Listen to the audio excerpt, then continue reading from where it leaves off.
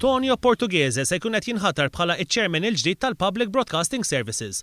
Dan tħabbar fi stqarrija mill-Ministeru għall-Internu Sigurtà Nazzjonali fejn intqal illi Albert Marshall se jkun id-Deputat Chairman tal-Bord. Il-membri l-oħra tal-Bord tad-Diretturi tal-PBS se jkunu Dr. Claire Bonello, Tony Cassarderian, Edward Castardelija, Dr. Frank Portelli, Paul Vella u Adriana Zarb Adami. Tħabbar ukoll illi l-Bord Editorjali se jkun immexxi minn Joseph Sammut. Fil-Bord Editorjali se jkun hemm ukoll Felix Aġus u Dr. Martin Fenek.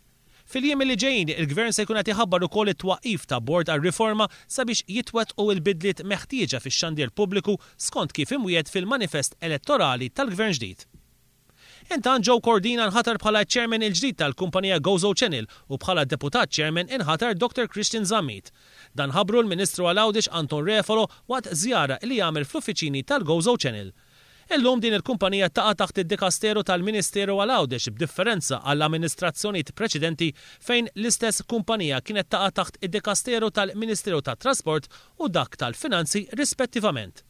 U segretarju parlamentari Edward Zammit Lewis ħatar il-bord il-ġdid tad-diretturi għall-Aġenzija Maltija tat-Teknoloġija tal-Informatika il-MITA.